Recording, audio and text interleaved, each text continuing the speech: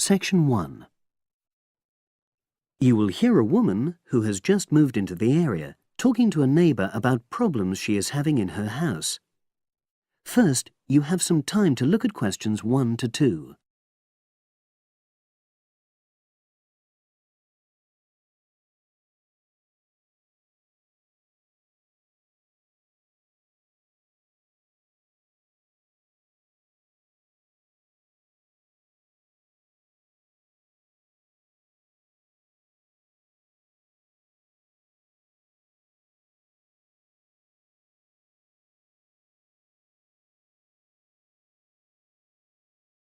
You will see that there is an example which has been done for you.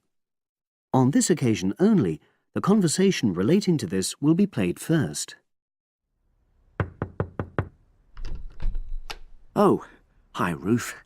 How are you? I'm sorry to bother you, Alistair, but I've been having some problems. Oh, come on in. What's happened? Basically, I had a leak from one of the pipes in the bathroom, and water started coming through downstairs, and the kitchen ceiling's badly stained. I've got the leak fixed temporarily, but I wasn't happy with the plumber, and I wanted to ask your advice. Of course. Well, the first thing I'd say is make sure you choose a local company. That way, if things go wrong, you're close by and it just makes things easier. Alistair says that Ruth should choose a local company, so local has been written in the space. Now we shall begin. You should answer the questions as you listen, because you will not hear the recording a second time. Listen carefully and answer questions 1 to 2. Oh, hi Ruth. How are you?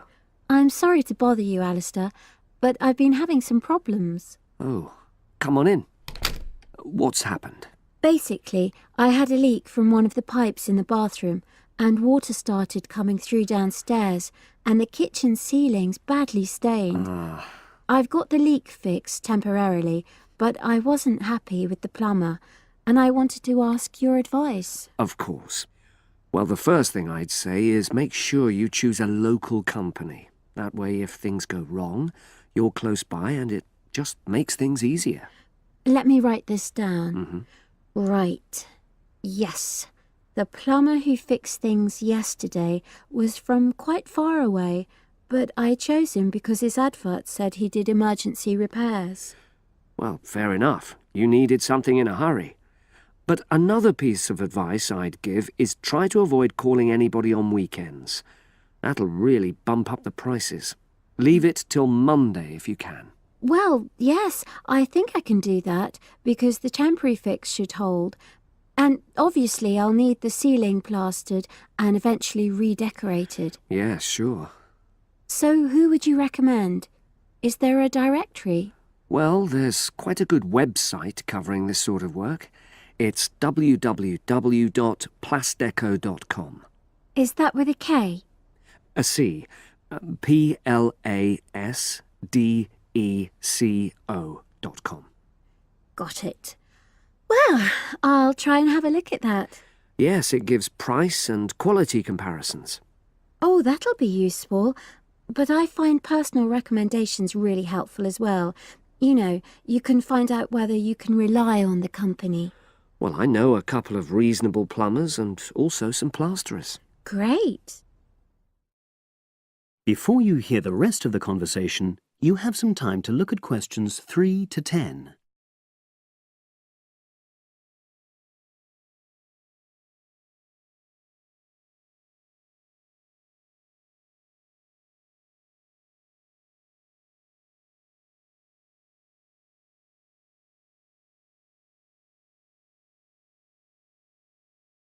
Now listen and answer questions 3 to 10. There's a company called Peaks Plumbing. Now, they're a father and son team. They're really friendly and they tell you information you need in a clear way, so they really understand what the problem is. Right, well, that's good to know. Are they reliable? Well, that's a downside. Every single time I've used them, they arrive late. And friends have said the same thing. But is the work good quality? Absolutely. Another one is John Damerel Plumbing Services. He's very good. How do you spell the surname? Damerol. Right, got that. And does he do high-quality work? Well, it's fine, you know, but I wouldn't say that was his main point. Basically, he comes out cheaper, you know, than other people. I sense there's a but. Is he unreliable? Oh, he comes when he says he's coming, but he's not very courteous, and he has the tendency to be messy, you know, so you have quite a bit of clearing up to do. Okay. So it's up to you. They're both good workers, and they won't cheat you. Right. And you said you knew some plasterers? Yes, a company called Simonson Plasterers did our living room last year. We chose them because we wanted some fancy work on the ceiling, around the lights. So they can do a variety of designs? You've got it. But it comes at a premium because they are more expensive, you know. Than the others? Yes. Or you could go for a one-man firm called HL Plastering. Harry Lester. He's fine, very reliable, if all you want is a simple job. Do either of them do painting for you if you want? After the plastering's dried out, of course. That's what I was going to say, but I should explain that Harry's quite old now, and so he avoids doing jobs which involve tall ladders, you know. But my kitchen isn't too bad for that. I'd have to ask him if he's prepared to do it. Yeah, sure. So I'll start by looking at the website. All those companies are on there, with their phone numbers, etc. Thanks ever so much. You were such a... That is the end of section 1. You now have half a minute to check your answers.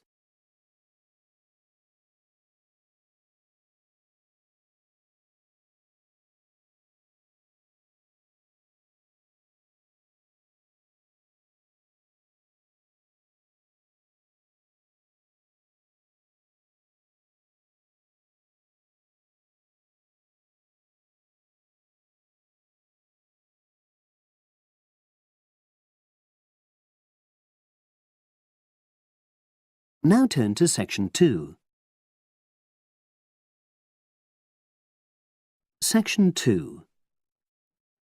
You will hear the education officer in a museum giving a talk to school students who are about to start a one-week work placement in the museum. First, you have some time to look at questions 11 to 15.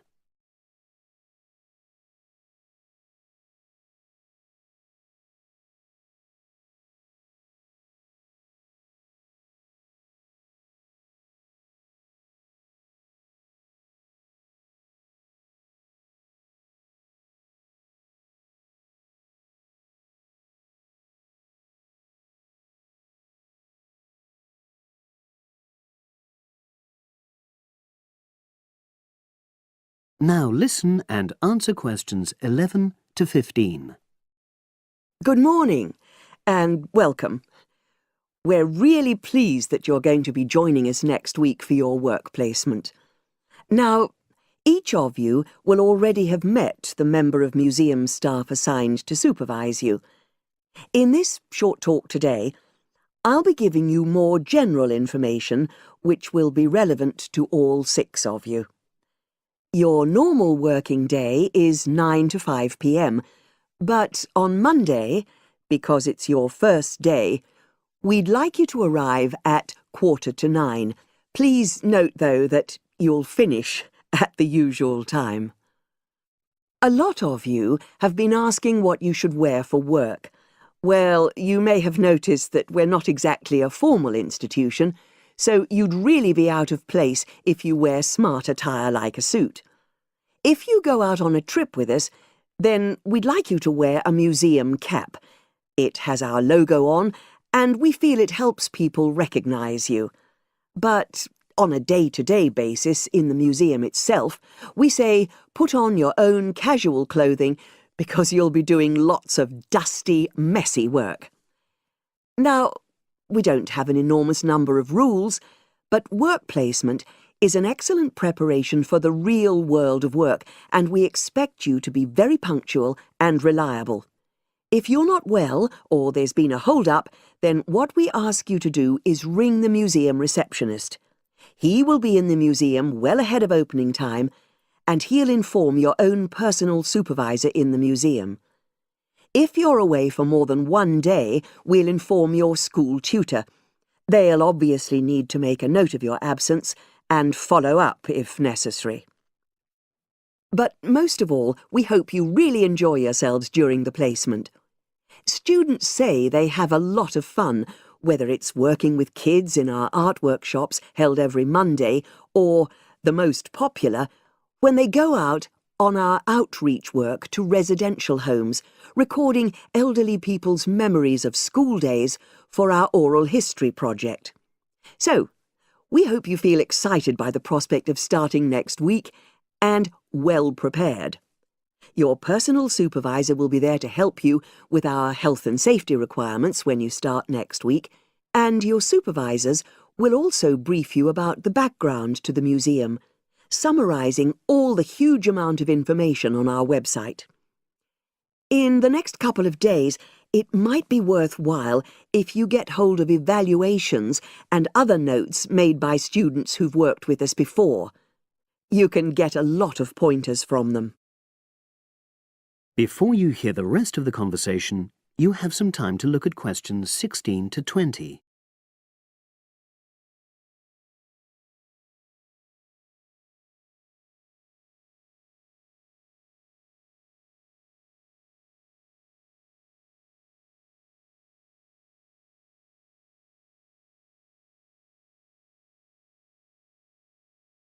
Now listen and answer questions 16 to 20. Now, before I finish today, I wanted to help you find your way around the museum. When you start next Monday, the first thing you'll need to do is sign in. Come through the main entrance and you'll see the main staircase straight ahead. To the right of this is the statue of the horse, and just behind that is a door. Go through that, and that's the sign-in office. Now, on the first day, you'll be working in Gallery 1. You'll find this as follows. In the central courtyard area, close to the entrance, there's a large chest where visitors put donations for the museum. The door just behind that leads to Gallery 1. The workshop you'll be taking part in starts at 11, but if you want to go in earlier, you can get the key and let yourself in. The key box is quite hard to find. Walk behind reception, and it's between the large gallery and the bookshop. I haven't mentioned breaks, lunch, etc. Unfortunately, our cafe's closed at the moment, so your best bet is to bring a packed lunch. We tend to have our sandwiches in the kitchen area. Go round the reception desk, and you'll see a small circular cabinet. The door to the kitchen area is just behind that. Now, every day, we put up notices about what's happening in the museum.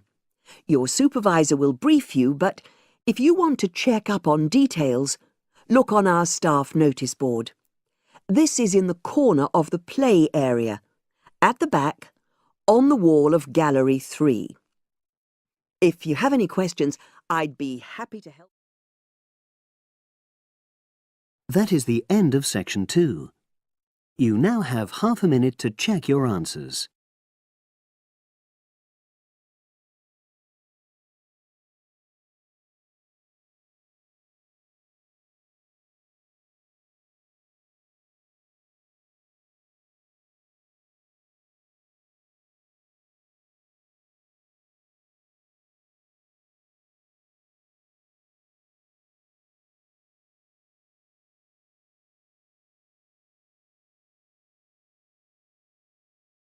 Now turn to section 3.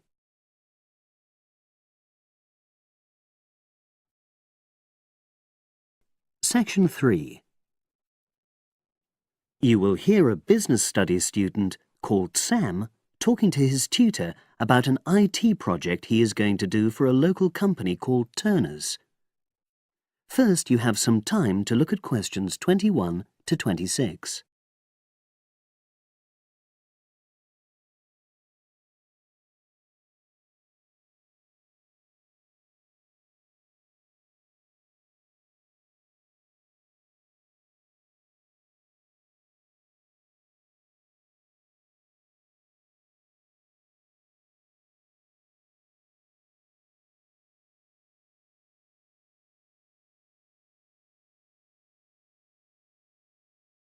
Now listen and answer questions 21 to 26. Hello, Sam. Come in and sit down. Thanks.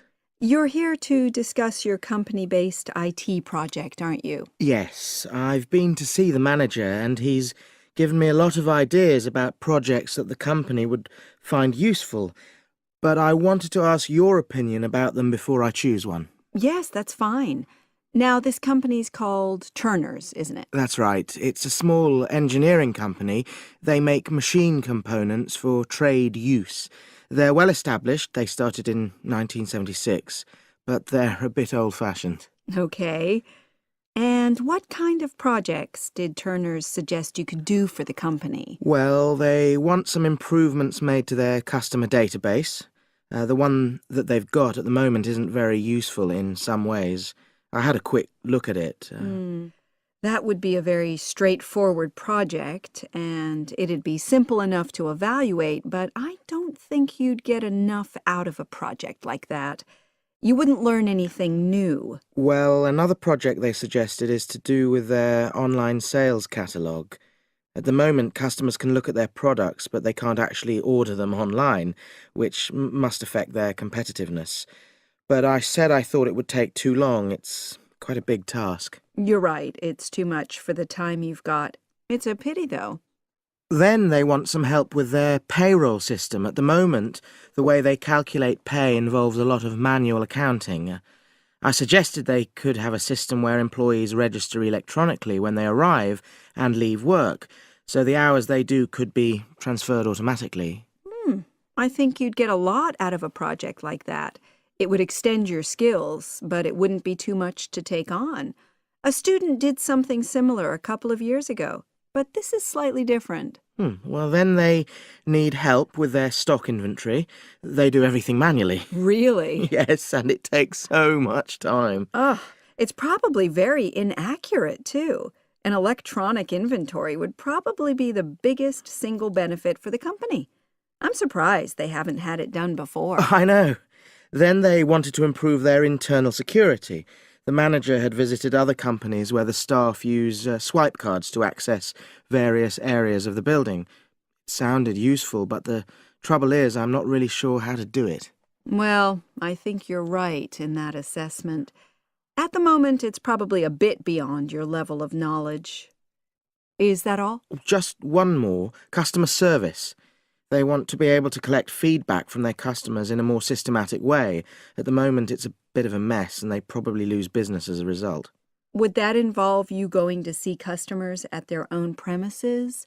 Because in that case, you might have to do a fair amount of traveling, and that would incur expenses that haven't been agreed with these companies. I never thought of that. Well, it might not be a problem, but it's something that needs clarifying. Well, I hope that's been helpful in narrowing down the options. Yes, it has, thanks. I'll be able to make a decision now. But while I'm here, can I talk to you about coursework? Sure. Now you have some time to look at questions 27 to 30.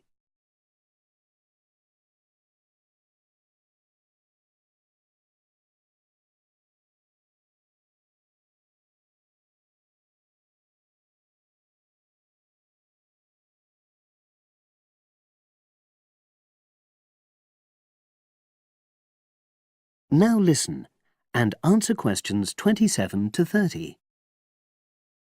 I'm not very happy about the way our group assignment is working. There are some problems. Oh, dear. Are people just not getting on with each other? That's the worst thing. Actually, we're all friends, it's not that. But when we're having a discussion about the assignment, one or two people end up doing all the talking and the rest don't say anything. It's a bit frustrating because we need plenty of debate. Well, that's a common observation. You're studying in a group with people from all over the world, and you all have your own ways of participating. In some places, students are more used to listening than talking, and vice versa. I suppose you're right. I'll try to remember that. Does everyone pull their weight as far as sharing the workload is concerned? I'd say they do, yes. And our group elected a leader. She's very good at making sure no one's overloaded. But personally, I feel that there are just too many of us in the group. Whenever we try to arrange a meeting, there's always at least one person who can't make it. It's not anyone's fault, it's just that we've all got slightly different timetables. Well, I'm glad you've talked to me about it. Feedback is always useful. Is there anything else you're concerned about? There are a couple of problems with lecturers that all the students are talking about. Last semester we had negative feedback about the way lectures were organized. There were several occasions when the wrong room had been booked or the same room had been booked twice, that sort of thing. Is that still a problem? That hasn't happened at all as far as I know. Oh, good. It's sorted out then. But I don't know the reason, but some of the staff often turn up late, so we miss 10 or 15 minutes of our lecture time. It might be because they've been copying handouts for students. I think there's a queue for the machine sometimes. Well, I'll look into that. Thank you for telling me. Anything else? The other thing is that it can be very difficult to get to see a lecturer individually. They're all very supportive and friendly when you do manage to find them, but often they're not in their office, even at times when they're meant to be available for consultation. Okay, that's helpful. Now, before you leave, That is the end of section 3. You now have half a minute to check your answers.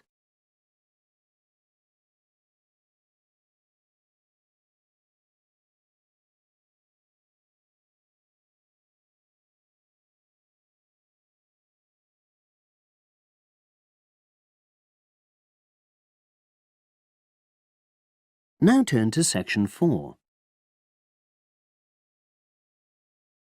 Section 4. You will hear a wildlife expert giving a talk to a group of bird lovers in the UK about a species called the tawny owl. Before you listen, you have some time to look at questions 31 to 40.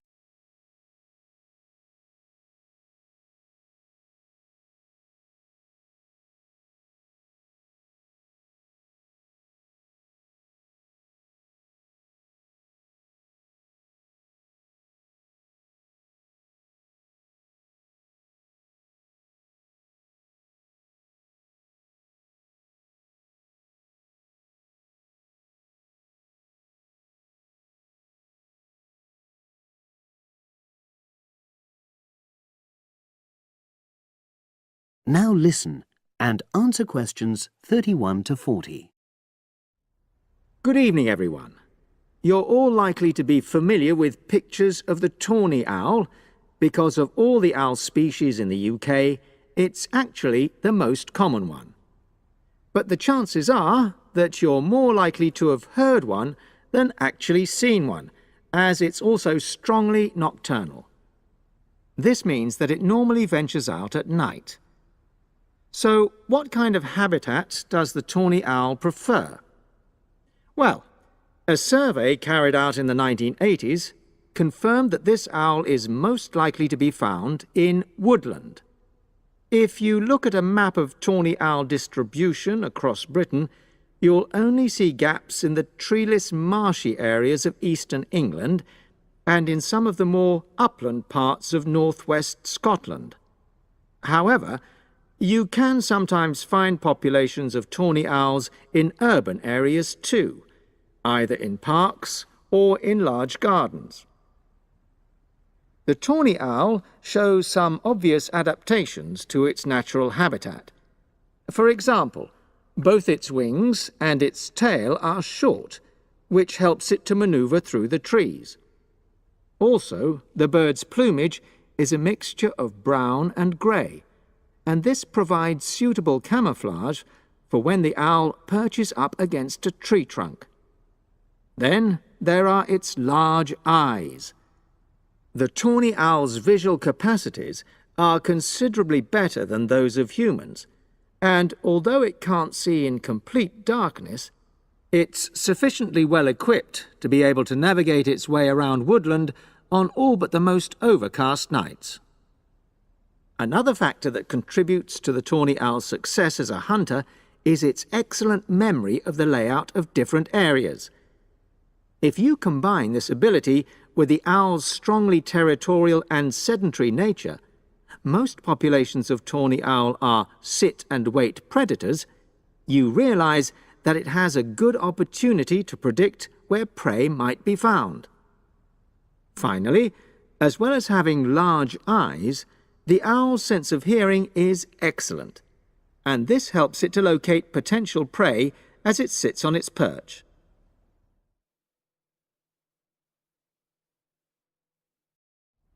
Turning now to the tawny owl's diet. Woodland tawny owls feed mainly on mammals, especially small ones, such as wood mice and bank voles. But they'll also take things like frogs or bats, or even fish, if they happen to be available. In urbanized landscapes, the owls seem to prey more on birds. So there are some differences there. Let's just look briefly now at survival rates in the tawny owl. Young tawny owls face a difficult time once they leave home, and 2 out of every 3 are likely to die within their first year. So, with such high mortality levels, it's a good job that established breeding pairs can produce young over a number of seasons and maximise their chances of passing their genes on to the next generation of owls. I've already mentioned the sedentary nature of the tawny owl, but it's not just adult tawny owls that are sedentary in their habits. Young birds, dispersing away from where they were born, rarely move far. The average distance is just 4 kilometres. There also appears to be some reluctance to cross large bodies of water.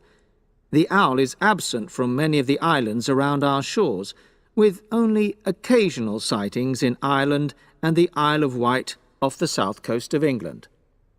Right, well, now I'll show you some photographs that have been taken in one or two of the...